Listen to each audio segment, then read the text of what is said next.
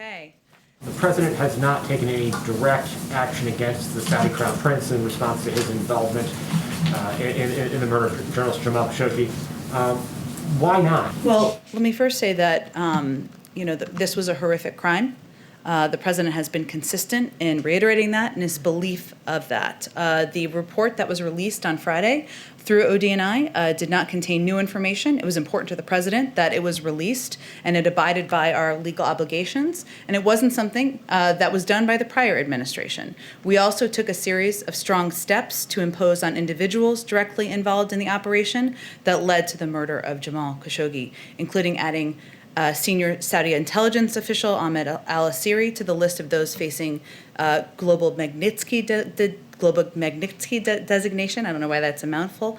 We also sanctioned under the global Magnitsky rule the entire Rapid Intervention Force, a unit of the Saudi Royal Guard that has engaged in counter-dissident operations, including the operation that resulted in the killing of Jamal Khashoggi. It's a crucial step because it structurally addresses an unacceptable pattern. And we believe, our national security team believes, that going after the network responsible for these actions is the best way to prevent a crime like this from ever happening again. That is our objective. But going after the network responsible but not the man responsible for it, well, why not?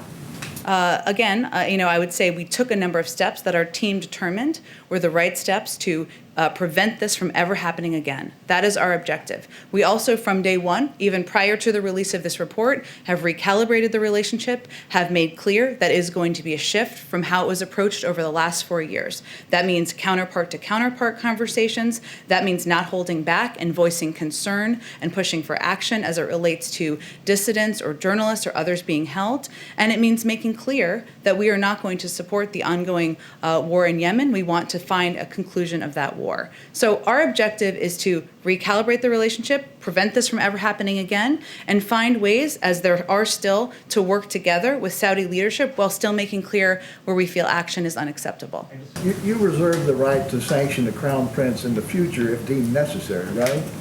Of course, we reserve the right to take any action at a time and manner of our choosing. I will note, Steve, that historically, the United States, through Democratic and Republican presidents, has not typically sanctioned government leaders of countries where we have diplomatic relations. Lastly, on Burma, Myanmar, have you been forceful enough in your sanctions on Myanmar? Because we keep seeing these bloody crackdowns. That we remain alarmed by the Burmese security forces' violence against peaceful protesters. The killings represent an escalation of the ongoing crackdown on pro-democracy protesters since the February 1st coup.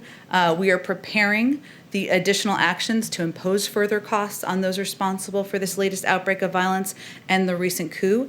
And we expect to have more to share on that in the coming days. Go ahead. The thing that the president of Mexico is expected to propose is